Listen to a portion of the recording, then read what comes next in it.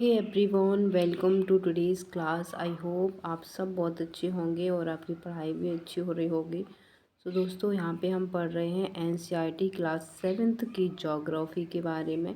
तो अभी तक हमने 2 पार्ट को कंप्लीट कर लिया है। अगर आपने उसको नहीं देखा है तो आप प्ले लिस्ट पर जाकर उसको आराम से देख सकते हैं। क्लास 6 की ज्योग्राफी को भी हमने कंप्लीट कर लिया है, पूरा अच्छे से पढ़ लिया है। उसकी चैनल पर प्लेलिस्ट है, वहाँ पे जाके आप उसको देख सकते हैं। आज हम पढ़ने वाले हैं क्लास 7 का 3rd पार्ट, जिसका नाम है हमारी बदलती पृथ्वी। तो पृथ्वी किस तरीके से बदल रही है, पृथ्वी में किस तरीके से बदलाव हो रहे हैं, तो उसके बारे में आज हमें पढ़ना है। चलिए तो स्टार्ट करते हैं, पढ़ना और शुरू करते हैं। तो देखिए, स्थलमंडल अनेक प्लेटों में विभाजित है। स्थलमंडल क्या है? अनेक प्लेटों में विभाजित है। इसके बारे में, प्लेटों के बारे में हमने लास्ट वीडियो में डिस्कस किया था, जिन्हें हम क्या कहते हैं? स्थलमंडलीय प्लेट कहा जाता है। तो स्थलमंडल के बारे हमने लास्ट वीडियो में पढ़ा था, बहुत अच्छे से पढ़ा था। और इनकी प्लेटें क्या वो होती हैं, इनके बारे में भी हमने कल की वीडियो में डिस्कस किया था। तो अब यहाँ पर हम सारी चीज़ों को डिस्कस करेंगे तो बहुत वीडियो बड़ा हो जाएगा, ठीक है। इसलिए आप पीछे की वीडियो भी देखते रहिएगा। तो स्थलमंडलीय प्लेटें जिनको कहते हैं, ठीक है, ये प्लेटें धीमे धीमे गति करती हैं और चारों तरफ ये घूमती रहती हैं। इसीलिए प्रत्येक वर्ष में कुछ ही मिलीमीटर लगभग ये घूम पाती हैं। पृथ्वी के अंदर पिघला हुआ मैग्मा होता है, इसके बारे में हमने डिस्कशन कर लिया था। तो ये क्या करता है? पिघला हुआ मैग्मा गति करता है, और पृथ्वी के अंदर पिघला हुआ मैग्मा एक वृत्तीय रूप में गति करता है, ठीक है। किस रूप में गति करता है? वृत्तीय रूप में गति करता है। अब हम बात करते हैं यहाँ पर प्लेट की इस गति के कारण पृथ्वी की सतह पर क्या होता है? परिवर्तन होता है। प्लेटें गति करती हैं तो पृथ्वी की सतह पर परिवर्तन होता है। इन्हीं की वजह से भूकंप आता है और इन्हीं की वजह से ज्वालामुखी आते हैं। किसकी वजह से? पृथ्वी की जो प्लेटें हैं उनकी गति होने की वजह से। पृथ्वी की गति उन बलों के आधार पर विभाजित किया जाता है, ठीक है।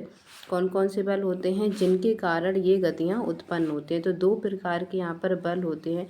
एक होता है अंतर्जनित बल होता है, जिसको हम एंड्रोजेनिक फोर्स कहा जाता है। जो बल पृथ्वी की सतह पर उत्पन्न होता है, जो बल पृथ्वी की सतह पर उत्पन्न होता है उसको हम क्या कहते हैं? बाहरी जनिक बल, एक्सोजेनिक फोर्स कहते हैं, ठीक है ना।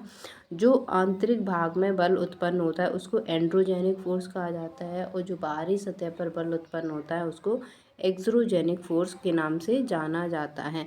अंतर्जनित फोर्स जो होता है वो कैसा होता है? अकस्मात होता है, मतलब पता नहीं चलता है कब ये फोर्स हो जाए, ठीक है। तो उसे कभी भी धीमी गति पर होता है, तो जिसकी वजह से क्या आता है? भूकंप आता है और ज्वालामुखी आता है, जिसको हम आकस्मिक गति के कारण पृथ्वी की सतह पर होने वाली हानि भी होती है। तो इससे क्या होता है? एक आकस्मिक बल लगता है जिसकी वजह से ज्वालामुखी आते हैं, और ये किसी को पता भी नहीं होता है। तो इनको, पृथ्वी की गतियों को 2 तरीके से डिस्क्राइब किया गया है। एक होता है अंतर्जनित फोर्स और एक होता है बाहरी जनित फोर्स, ठीक है। तो इंतर्जनित फोर्स 2 प्रकार के होते हैं, एक आकस्मिक फोर्स होता है और एक पटल विरूपण फोर्स होता है। अभी अभी हमने पढ़ा कि आकस्मिक फोर्स जो होता है, आकस्मिक बल जो होता है, उसकी वजह से क्या आते हैं? भूकंप आते हैं, ज्वालामुखी आते हैं और भूखनन होता है। क्या होता है? भूखनन होता है। जबकि पटल विरूपण बल से क्या होता है? पर्वत निर्माणकारी बल है, इसकी वजह से पर्वतों का निर्माण होता है। एक होता है बाहरी जनित बल, और बाहरी जनित बल से क्या होता है? अपरदन होता है और निक्षेपण होता है, ठीक है। इसमें होता क्या है? तो नदियाँ का बहता जल जो है वो किसका? बाहरी जनित बल का एक उदाहरण है। बहती हुई पवनें और समुद्री लहरें किसका उदाहरण है? बाहरी जनित बल का उदाहरण है, ठीक है। चलिए, अब हम बात करते हैं ज्वालामुखी की। किसकी बात करते हैं? ज्वालामुखी की। तो ये क्या है? ये है ज्वालामुखी। क्या है? ये है ज्वालामुखी, ठीक है। आप देख रहे होंगे।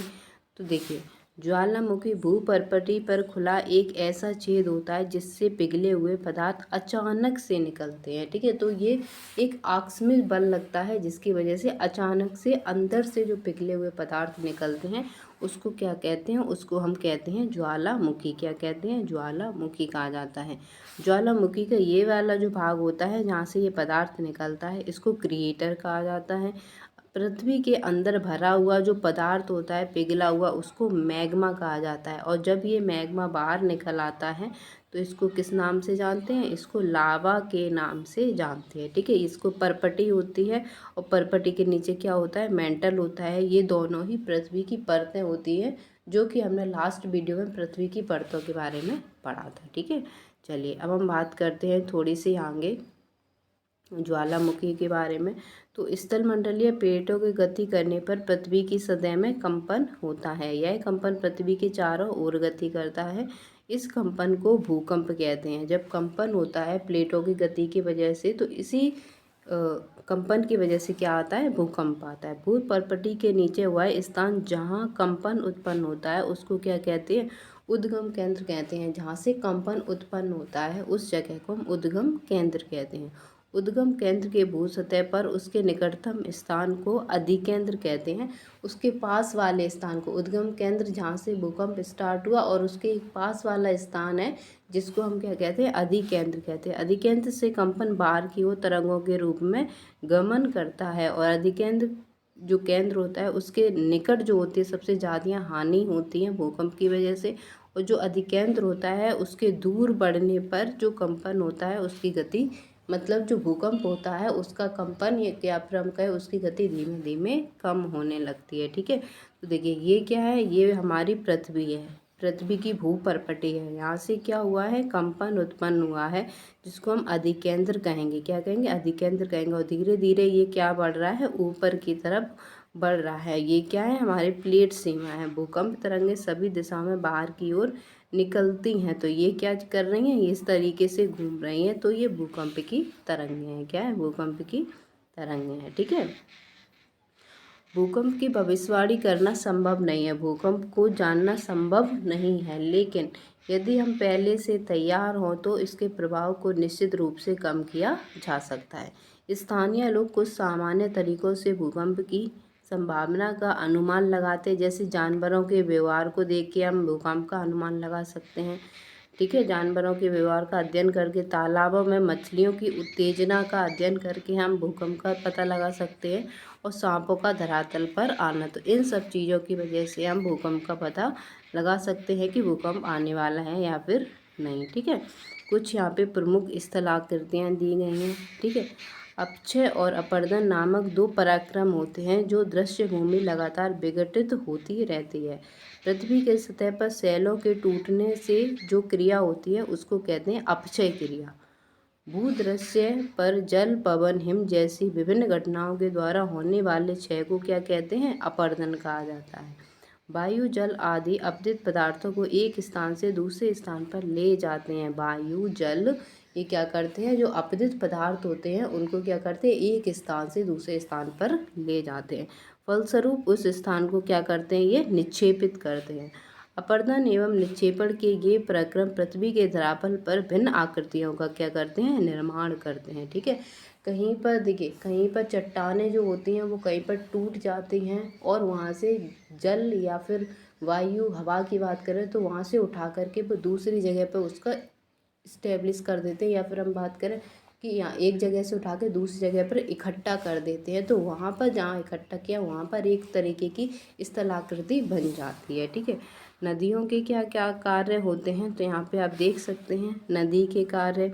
नदी के जल के दृश्य भूमि का अपर्दन होता है। जब नदी किसी खड़े ढाल वाले स्थान से अत्यधिक कठोर सैल और खड़े ढाल वाली घाटी से गिरती है तो यह जल प्रपात कहलाता है। जब नदी किसी पहाड़ से गिरती है, खड़े ढाल वाले किसी स्थान से गिरती है, मान लिया पहाड़ से गिरती है, तो उसको क्या कहते हैं? जल प्रपात कहते हैं। तो ये देखिए नदी गिर रही है तो इसी झरना कहते हैं या फिर हम इसको जल प्रपात के नाम से जानते हैं। उसके बाद क्या होता है? इसको कहा जाता है मिंडर। ठीक है, इसको क्या कहते हैं? इसको कहा जाता है मिंडर। यहाँ पे मैं आपको समझा दूँ कि ये कैसा होता है। जब नदी मैदानी क्षेत्र में प्रवेश करती है तो एक मोड़दार मार्ग को ये दर्शाती है। मोड़दार मार्ग पर बहने लगती है। नदी के इन्हीं बड़े मोड़ों को क्या कहा जाता है? इन्हीं बड़े मोड़ों को क्या कहते हैं? विसर्प कहते हैं। क्या कहते हैं? विसर्प कहते हैं। इसके बाद विसर्पों के किनारों पर लगातार अपर्दन और निक्षेपण होता है।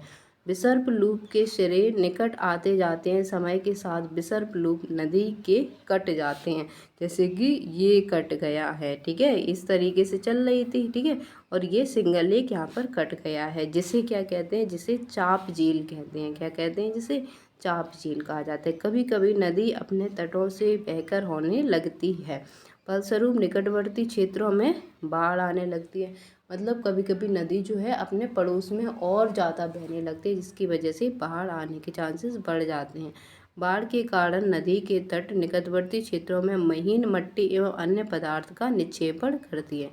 ऐसी मिट्टी एवं पदार्थों को क्या कहते हैं? अवसाद कहते हैं।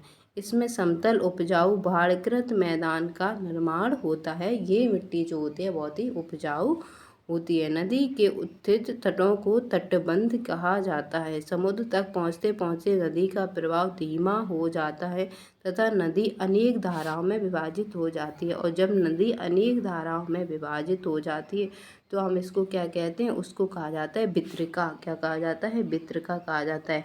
और यही सारी वितरिका मिला करके एक डेल्टा का निर्माण करती हैं। यही सारी वितरिका मिला करके देखिए यहाँ पे नदी का मुहाना है और ये अलग अलग पार्ट में ऐसे करके डिवाइड हो रही है, विभाजित हो रही है, इसको कहते हैं वितरिका। और ये सारी वितरिका मिलकर के क्या करती है? डेल्टा का निर्माण करती हैं, ठीक है, तो इसको हम कहते हैं डेल्टा। नेक्स्ट बात आती है यहाँ पे समुद्री तरंग के कार्य। समुद्री तरंग के क्या कार्य होते हैं? समुद्री तरंग के अपरदन एवं निक्षेपण तटीय स्थलाकृतियाँ बनाते हैं। समुद्री तरंगें जो आती है, समुद्र में जो तरंगें आती हैं वो क्या करती हैं? अपरदन करती हैं या फिर निक्षेपण करती हैं, जिससे कि तटीय स्थलाकृतियाँ बनती हैं। जैसे तटीय मेहराब बनते हैं और तटीय गुफा बनती हैं और स्टैक बनते हैं। तो ये सारी चीज़ें इनके टकराव से बनती हैं।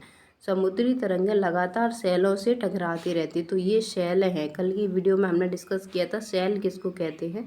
तो ये क्या हैं? ये सब शैल हैं, जिससे दरार विकसित होती है। समय के साथ ये बड़ी और चौड़ी होती रहती है। ये देखिए बार बार पानी इससे टकराता है और यहाँ पर दरार पैदा हो जाती है। इनको समुद्री गुफा कहा जाता है। इनको क्या कहते हैं? इस चीज़ को कहा जाता है समुद्री गुफा। इन गुफाओं के बड़े होते जाने पर इनमें केवल छत ही बचती है, जिसे तटीय मेहराब कहा जाता है। अब ये देखिए लगातार पानी यहाँ से टकराएगा, यहाँ पे लगातार पानी टकराएगा तो क्या होगा? कट कट के एक समय पे क्या रहेगा? ये इतनी छत ही रह जाएगी और नीचे का हिस्सा यहाँ पर ख़त्म हो जाएगा। तो इसी को क्या कहा जाता है? तटीय मेहराब कहते हैं। लगातार अपरदन छत को भी तोड़ देता है। उसके बाद फिर से लहरें इससे टकराती हैं और क्या करती हैं? इसको लगातार अपरदन होता है और इसको तोड़ दिया जाता है। और जब तोड़ दिया जाता है तो इसकी दीवारें ही दीवारें बचती हैं। क्या बचती हैं? ये दीवारें ही बचती हैं। ये एक मिनट, ये दीवारें ही बचती हैं, जिसको क्या कहते हैं? स्टैक कहते हैं। क्या कहते हैं? स्टैक कहते हैं। नेक्स्ट बात आती है हिमनद के कार्य। तो ये सारा क्या है? हिमनद है। ये नदियों में बर्फ़ जमी हुई है, पहाड़ों पर बर्फ़ जमी हुई है, जिसको हम हिमनद कहते हैं। हिमनद अथवा हिमानी बर्फ़ की नदियाँ होती हैं। हिमनद अथवा हिमानी क्या होती है? बर्फ़ की नदियाँ होती हैं। हिमनद अपने नीचे की कठोर चट्टानों से गोलाश्मी मिट्टी और पत्थरों को अपरदित कर देती है। गोलाश्मी मिट्टी एवं पत्थरों से भूदृश्य का अपरदन करती है। हिमनद गहरे गर्तों का निर्माण भी करती है। पर्वतीय क्षेत्र में बर्फ़ पिघलने से उन गर्तों में क्या होता है? जल भर जाता है और वे एक सुंदर झील का निर्माण करते हैं। हिमनद के द्वारा लाए गए पत्थर जैसे छोटे बड़े शैल, रेत एवं तलछट मिट्टी निक्षेपित होते हैं। ये निक्षेपण हिमोट कहलाते हैं। क्या कहलाते हैं? हिमनद हिमोट का निर्माण करते हैं। हिमनद हिमोट कहलाते हैं, ठीक है। एक और अपना लास्ट टॉपिक रहता है पवन के कार्य। तो पवन के कार्य क्या होते हैं? रेगिस्तान में पवन अपरदन और निक्षेपण का प्रमुख कारण है। रेगिस्तान में आप छत्रक और आकार की शैलें देख सकते हैं, ठीक है। इन्हें क्या कहते हैं? छत्रक शैल के नाम से जाना जाता है। पवन शैल के ऊपरी भाग की अपेक्षा नीचे भाग को आसानी से काटती है। पवनें जो होती हैं शैल के ऊपरी भाग की अपेक्षा नीचे भाग को आसानी से काट लेते, इसीलिए ऐसी शैल के आधार कैसे हो जाते हैं? संकीर्ण हो जाते हैं। और शीर्ष कैसे हो जाते हैं? विस्तृत हो जाते हैं। आधार संकीर्ण हो जाता है और जो शीर्ष होता है वो विस्तृत हो जाता है। पवन चलने पर यह अपने साथ रेत को एक स्थान से दूसरे स्थान पर पहुंचाती है। जैसे जैसे पवन चलती है तो रेत एक स्थान से दूसरे स्थान पर पहुंच जाती है, और जब पवन का बहाव रुकता है तो यह रेत गिरकर पहाड़ी बना देती है, जिसको हम बलुआ टिब्बा कहते हैं। क्या कहते हैं? बलुआ टिब्बा कहा जाता है। जब बालू कण महीन एवं हल्के होते हैं तो वायु उनको उठाकर अत्यधिक दूर ले जा सकती है। जब ये बालू कण विस्तृत क्षेत्र में निक्षेपित हो जाते हैं तो इसको हम क्या कहते हैं? लोइस कहते हैं चीन में, और चीन में विशाल लोइस निक्षेपित पाए जाते हैं। तो आई होप आपको सारी चीज़ें क्लियर हो गई होंगी।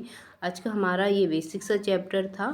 कोई भी दिक्कत है आपको टॉपिक से रिलेटेड तो प्लीज़ हमें कमेंट सेक्शन में ज़रूर बताएं। Thank you.